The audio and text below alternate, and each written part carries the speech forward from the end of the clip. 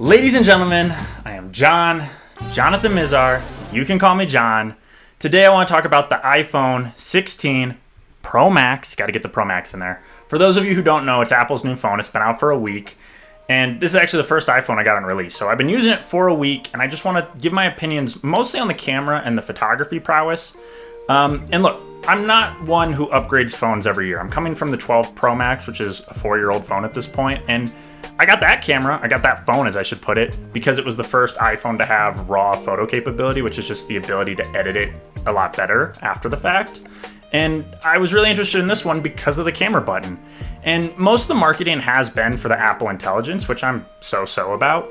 But I was really excited for this new camera button and the fact that Apple is kind of promoting it as a experience that's similar to a traditional camera, as well as they're saying with their whole new lens array, it's like having 5 lenses in your pocket. And I just want to see, is that true? And we can kind of dive into the nuances of that. But real quick, for better or worse, Apple tends to kind of set the stage for the entire market. And what I mean by this is Apple took the AC wall adapters out of the phone boxes and they said, it's for the environment. And within 2 years, 90% of phone manufacturers have followed suit. You don't get a wall adapter when you buy almost any modern phone for the last, I don't even know how many years. But Apple with this button is doing something unique in the fact that, look, I'm biased. I love photography. And the best way I can equate this is that people love film photography not because of the advantages of film, but because of the experience of film. The mechanical dials, the winding the film, the scanning it, the grain. Digital is better, but people gravitate to film for that experience. And I think that Apple is setting the stage for phones to have a unique shooting experience. And do they live up to that? We'll see. But I'm hoping that other brands follow suit and they each get their own unique characteristics as far as the photo taking experience. And on top of every phone maybe starting to get its own shooting experience, each brand that's made these phones has their unique take on what photography is.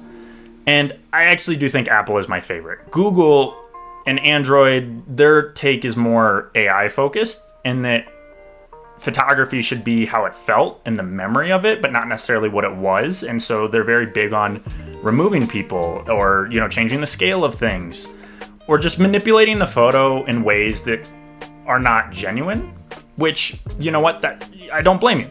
Maybe that's how it felt, and that's fine. But Apple's opinion is more on the line of how things actually happened in reality. And I'm a bigger fan of that. I'm not trying to get into this. I think that I think Android is pushing photography more towards a composition where, you're stitching photos together and it's fake. Whereas Apple is trying to keep it pretty genuine and grounded in reality. And look, I'm open to a difference in opinion. If you want to state what you think photography is, I'm happy to hear it. Look, it's all great in theory. Camera dial, this button, is it this great experience? Or the camera's like having 5 different lenses in your pocket? Let's get into it. Let's jump into the newest feature, which is the camera button first. And I just want to cut to the chase. It's a gimmick. And I say that, look, I think it's a great starting point, and I actually really hope they double down on it and they go further with it. And I think it has some uses that are more novelty, but it's just, I don't think this is going to revolutionize the way we shoot photos on phones. And the first thing I want to get into is that camera dials are so that you can manipulate settings quickly and not miss moments.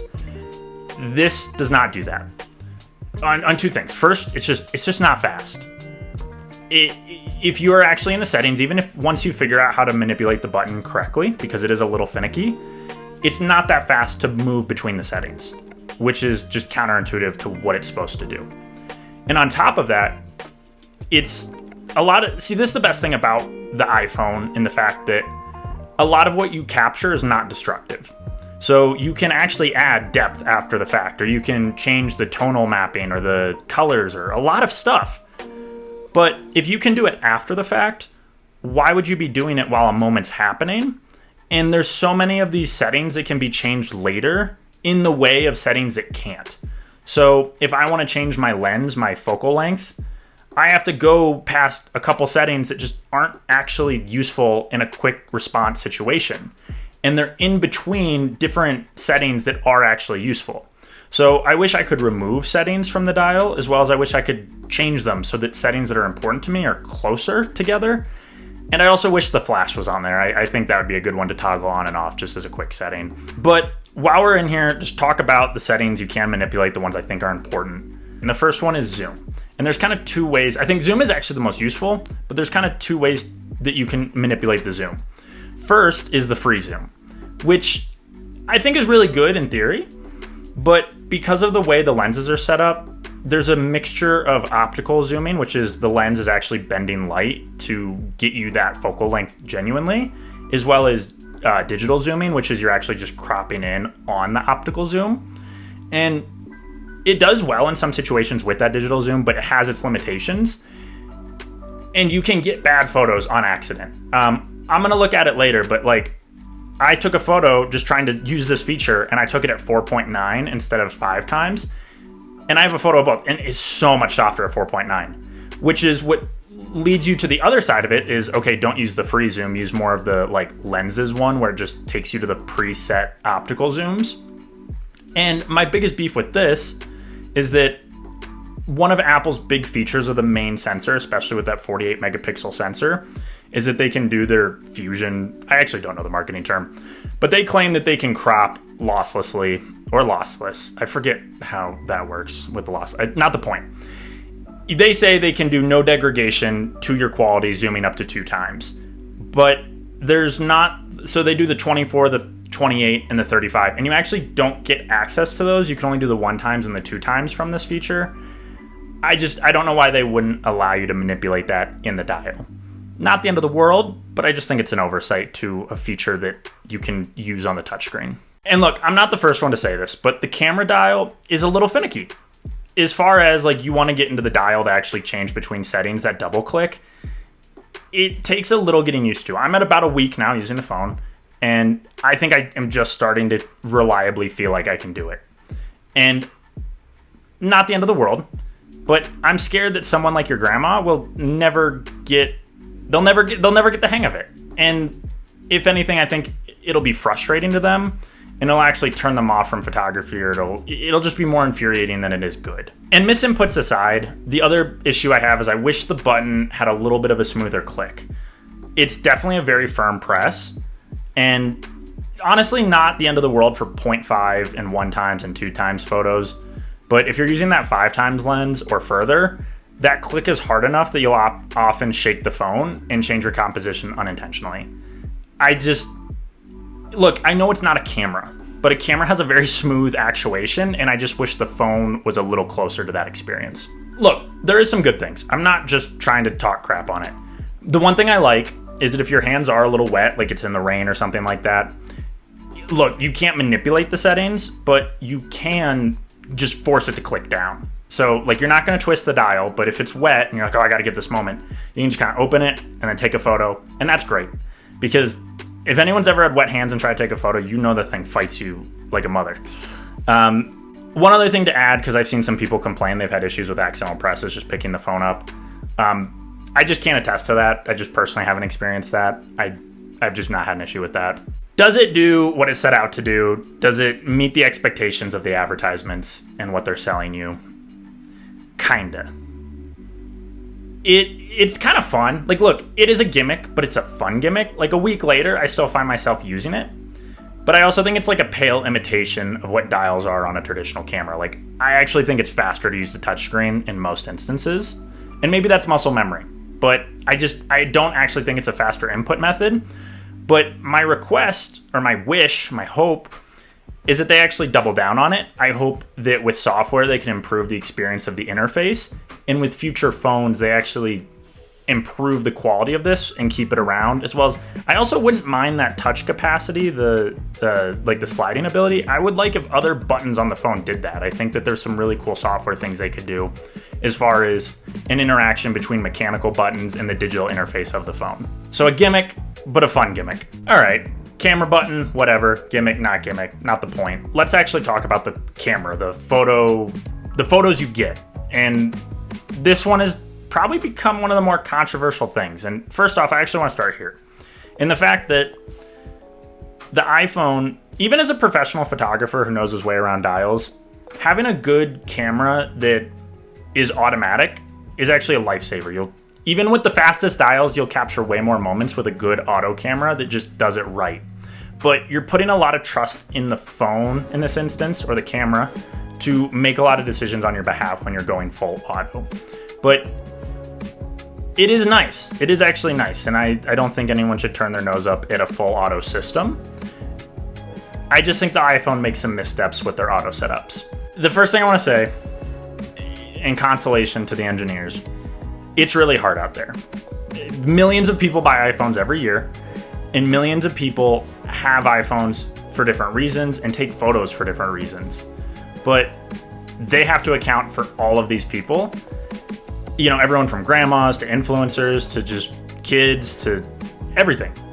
And I think the route they have gone, because I think a lot. So look, I use my camera and I take photography from a very aesthetic, artistic standpoint. But if you ever like go on a trip with an old person who is not photo focused, it's very much for documentation. Like they're just shooting a photo of like everything, like every placard, every building. And I think Apple has favored them in the fact that, look, the photos by default, if you do not touch them, you just take it out of the box and start shooting photos. The highlights are crushed, the shadows are brought up, and it's just a very flat image, but you can see everything. Like you can see all the sky, you can see all the shadows. And it's not a look I like, personally. And I'm curious to see, like at the end of the day, you would hope that they're not making that bad of a decision. You'd hope they have focus groups and people are like, hey, this is what I like. And I just don't. And I don't think it's just me. I've seen a lot of other photography enthusiasts say that it's just not their preferred look either. And I think Apple has made it so that anyone who is more aesthetically driven is in a position where they now need to edit their photos to make them look the way they want to make them look. And I think Apple has thrown some consultations. Is that the right word? Consolations. Thank you, camera person. Words are hard, guys.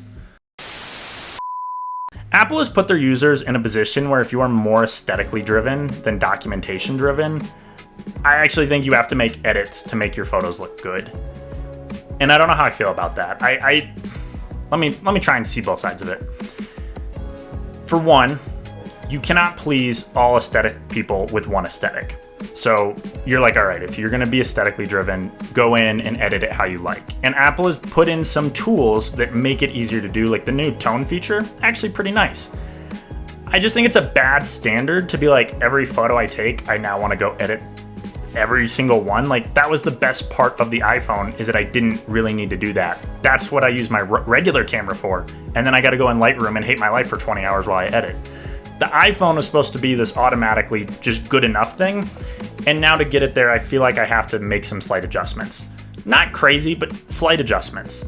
In my opinion, I think Apple could have split the difference a little bit. I understand the drive for a more documentative photo taking experience that really just gives all the details, but I think they could have split the difference with that and just a not too aggressive of an aesthetic. Like I know certain Samsung photos, I've seen the photos where the colors are like blown really saturated, or like, and the contrast is crazy, and like I don't think Apple would ever go that far, but I think it wouldn't hurt to just, again, split that difference a little bit. And I'm not alone. I'm not the first person to say this. If you go on TikTok and you see what the girlies are saying about the selfie cameras, they don't really like it. They think it looks too crunchy. They think the contrast isn't there. Like the highlights on their skin that are supposed to make them look like they're glowing, now they look like just bright pale. Like it does weird things trying to flatten out and give all the details. And I think that even people who are not, like, photography isn't their thing, I think it's gotten to the point where they're like, I actually don't like this anymore. And the best part is I hope they can change it over the air with software. And including things over the air with software. I've never bought a new camera before, or a new phone, or a new camera actually. I've never bought a new phone, for sure though. And I have experienced just a couple glitches. I had the macro and video kept breaking. It kept crashing the camera app. Like every time I was like recording a video and I bring it into macro, it would crash the app. As well as just like some other weird things that have required like hard restarts. Not the end of the world. I just thought I'd mention it. And on top of glitches, the only other thing I would add is that I was having an issue with some instances of in the viewfinder, the photo would look a very certain way. And then when I took the photo, the HDR effect would be way more dramatic than it looked like in the viewfinder, the preview. Again, not the end of the world, but I think it's worth mentioning. But to sum it up, look, is it the best camera technically Apple has ever made? Yes. I just don't like what they're doing with the data by default out of the box. And look, all right, the photos don't look great out of camera. They don't look terrible, but they don't look great. So you might want to make some adjustments. What is the editing experience? Well, first, it is pretty quick. You can make very minor adjustments and get it to a much better place. And I actually think that is thanks to the new tones adjustment, which is unfortunately locked to just the newest iPhone. It's something to do with data retention on the new file system. But I wish that they could have retroactively given that to like the 15 and 14 because I know people have had similar complaints with those models. The other thing I would say though is the other thing I would add, which I think is terrible, is if you go into the Photos app and you hit the edit button, people who are not maybe familiar with how to edit photos might just hit the auto edit. And I think the worst part about that is in 9 out of 10 times, it just exaggerates the worst parts of what the iPhone is already doing. It just brings the shadows down even more, pumps the shadow. It just makes it flatter and more HDR-y. And I'm like, the auto edit probably shouldn't exaggerate something that's already bad. And honestly, they really need to take a look at that feature. But even if you do go into the more finer details of editing the photo, it's ridiculous that some settings can't be lessened. Like sharpness, out of the box, the sharpness on a lot of these photos is just a tad too high for my preference. And you cannot, in the Photos app, bring it down, which is ridiculous. So if you do care, what I'd really recommend is shooting in RAW format and bring it into a photo editor, which I do think is horrific in the fact that the iPhone was supposed to be simple and for the masses. And my recommendations now are, if you really care, you should get a photo editor and you should take it in RAW. I'm like, kind of defeats the purpose. It kind of defeats the purpose. We shouldn't be talking about editing in any serious way with a phone camera. Aside from the camera button and the camera science, another big thing that Apple really marketed was the lenses. And I'm gonna put it on screen because I actually thought it was ridiculous. They had like this thing where it's like the iPhone and it's like with all the camera lenses, it's like, this is like the same thing. No, it's not. But it doesn't mean it's a bad experience, and so we can kind of go through all the lenses. So first up, the 0.5. Actually, my favorite lens that they've ever added to the iPhone, or any phone system that uses the 0.5. Wide angles, I think what a lot of people traditionally think of is like, oh, you're at the top of your hike, you have a grand vista. And yes, they are good for that.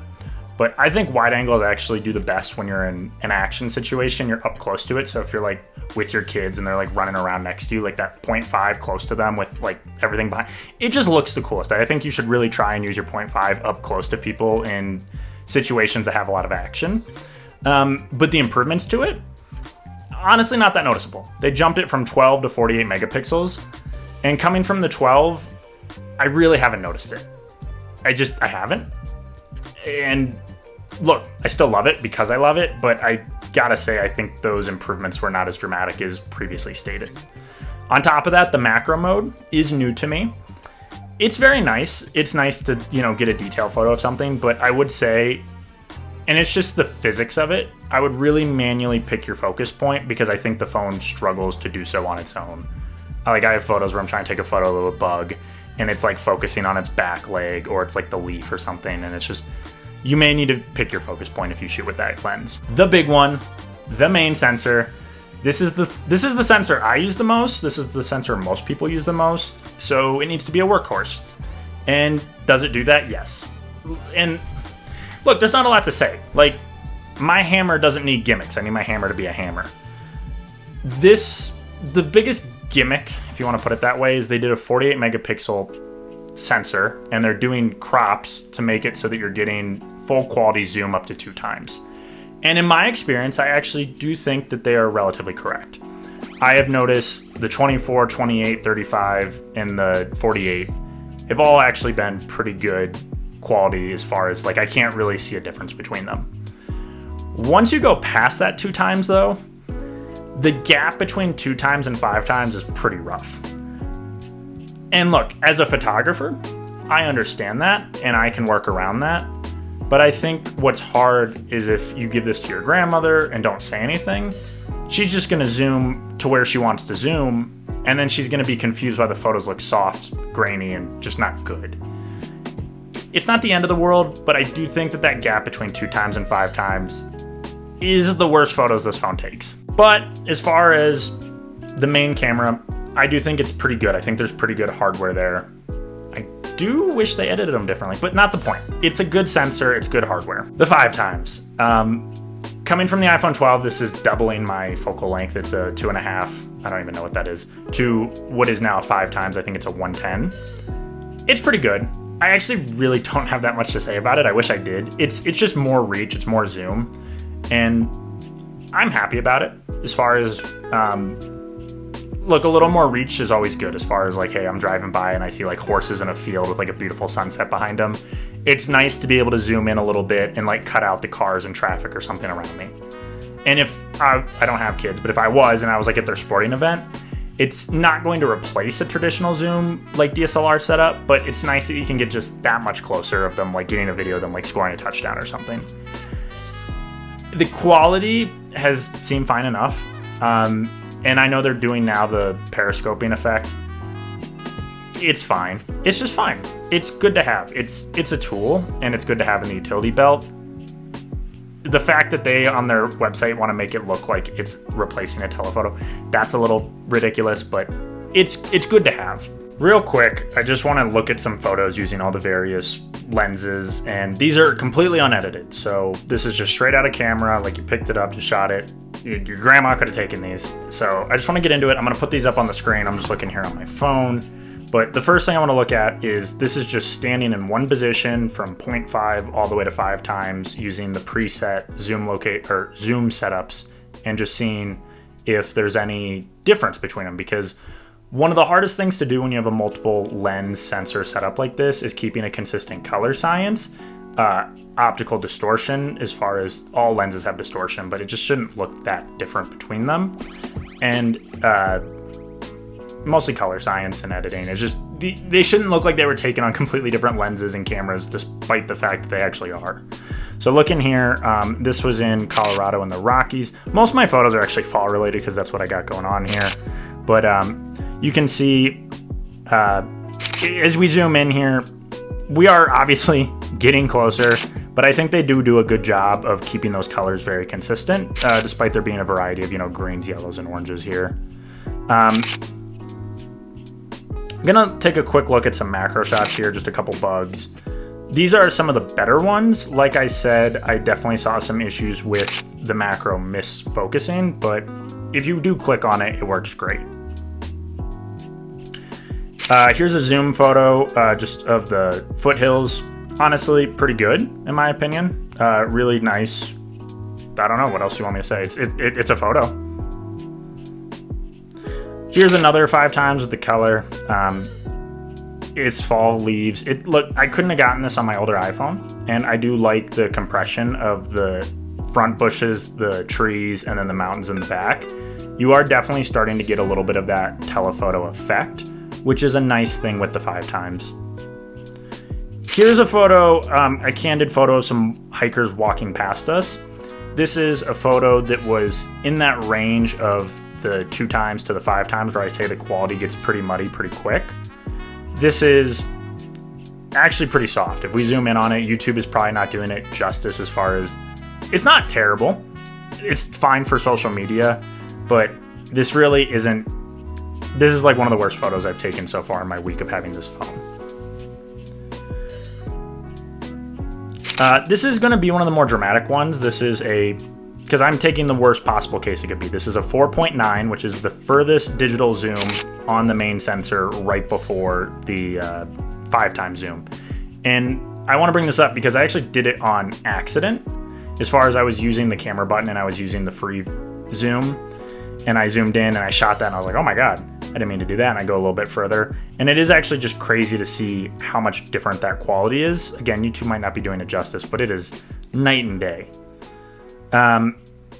Here's a nice photo with the 2x. I just got this here to show, I think the quality is very similar between that and here, this next one. This is the regular, camera here. You're really not seeing too much of a difference in quality and color and light as far as just zooming in digitally on that main sensor.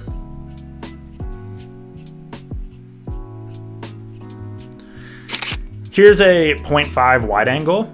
I think this is one of the most egregious cases of that zero contrast we're talking about. I mean, if you ever use a regular camera and shoot a photo, the sun will never be a crisp circular circle like that. It's almost always like half the sky is very white. So the amount of detail they've retained in the sky is crazy. And then I can tell you, these trees all had a decent amount of shade below them. That really isn't apparent in this photo. The shadows have been brought up a ton. Look, it is very informative in the fact that I can see what the sky looked like and I can see all of the landscape. It is just a little bit flat and lifeless. Quick look at a portrait here. I've never been a huge fan of the portrait effect on phones. Not in beef if you like them, all the power to you. But I do think it's very nice that now you can take a photo and add, and I think this actually was a feature from last year, but it is very nice that you can now add the portrait effect on any photo at any point. As far as phones go, non-destructive stuff is just the way to go. It's great. And I don't know if I mentioned, but this camera is also a phone. Kind of cool, right? Look, I can touch on this really briefly. The big things to me, the battery life has been a huge improvement. Yes, on my old phone, my battery, it was degraded to hell. It was really not in good shape, so it's night and day. And as someone who takes a lot of photos and videos, this is great. Incredible. I can shoot photos all day and not be pressed about it. The screen, I'm a huge fan of it. Gets bright enough outside now that I really don't have any issue seeing it, and it gets dim enough that when I'm looking, I'm definitely a YouTube baby and I like to watch YouTube to fall asleep, and it's dim enough now that it really isn't bothersome as far as keeping me up or my partner up. And on top of that, the effect of the bezel-less display, it's not bezel-less truly, but of all the screens I own, this is my best one. And the effect of the screen going all the way to the edge is actually pretty noticeable. It's really nice. It feels very futuristic. Final thing, I cannot be alone with my thoughts. I always need noise playing, and I've quickly realized that I'm pretty impressed by the speakers. I don't know what year they improved those since the 12, but when I just want to put some music on when I'm in the shower or something, it's actually pretty decent. It's impressive in my opinion for a phone. And look, quality of life is quality of life improvements. I don't know if I would or wouldn't recommend it, but I do use my phone caseless. I prefer it. And I really thought titanium was a gimmick when they came out with it last year. And I would not consider it essential at all. But I have been pleasantly surprised that the weight of the phone and the feel of the phone is actually, in my opinion, a pretty big improvement over stainless steel. It's nice. As a tech nerd, it's nice. It's just a nice ergonomical improvement. So should you upgrade? It just depends. Phones have definitely plateaued pretty hard in the last 10 years. I don't know, 5, 6, 7. There are improvements there. First thing I would say if you're on Android, unless you were very much considering jumping sides, I don't think there's enough here that you should be like, wow, they really revolutionized it. I should jump ship. I think the cameras are good on here, but the cameras are really good on the Pixel and the Samsung phones as well. And so if you prefer that operating system, I think you're totally fine over there. The photos look great. You have RAW capability for editing your photos if you really, really care. Pick your operating system first, pick your phone or your camera second, in my opinion. If you are on an iPhone, look, I'm not a big proponent of upgrading frequently. I'm just not. And I understand people who are enthusiasts and like to do so, but my recommendation would be if you're on a 12 or older, I think it's a pretty easy recommendation if you're feeling inclined to get a new phone. If you're on a 13 or newer, I think just wait a year, hang out. But if your battery's trashed or your screen's really cracked and like it just doesn't make sense to invest in upgrading or in fixing your phone, sure, go ahead and upgrade. You know, people can rationalize whatever they want. I just, as a general point of view, I feel like 4 years is a nice point to consider upgrading your phone, because at that point you've gone through enough battery cycles that your battery's pretty trashed, and they've made enough minor improvements each year that you should see a pretty decent improvement to your quality of life. But that's the biggest thing. Camera button, yeah, it's new. I would just say though, it's not so new that I would put it past the plateau of the phones are just getting more refined. They're not necessarily reinventing the wheel. Coming from a 4-year-old phone, I wasn't like, wow, this is like, I like, if I was in a daze, I woke up in a fever, like I wouldn't even know it was a different phone, genuinely. And I don't think that form factor is the only thing that should indicate a new phone, but just, it's just a refinement. And I think that that's where they really got us with the batteries and stuff, is because you get to the point where your battery's trash. And why would you put a $100 battery in like a 5 or 6-year-old phone? It just doesn't make any sense. And it is nice when you upgrade, you do get quality of life improvements, but it's not like, you shouldn't be waiting in line for 10 days in front of the Apple store like people used to do to get this. It's not that crazy. Tell me what you think of the new phones. Ladies and gentlemen, if you made it this far, thank you so much. I really do appreciate it. I will make more videos. I like to talk about photography. I like to talk about tech. I'm thinking about getting other things. We'll see what I do. I will make more videos is the point though. So if you'd like to check those out, please subscribe. If you have any thoughts, I would like to hear your comments. I do try and respond, or at least read as many as I can. And I know I'm struggling. And I do photography. So if you want to check out my photos, I have a website. I'll link it in the description. Go check those out. And I do a newsletter each month. I don't spam you. So if you're interested in getting my artistic process, what I've worked on each month, it's a nice thing to subscribe to. Check it out. And my social media, at @jmizar. If you want to follow me on Instagram, Twitter, Threads. I'm not terribly active, but if you want to do it, thank you. Thanks for watching. Have a great day. Bye.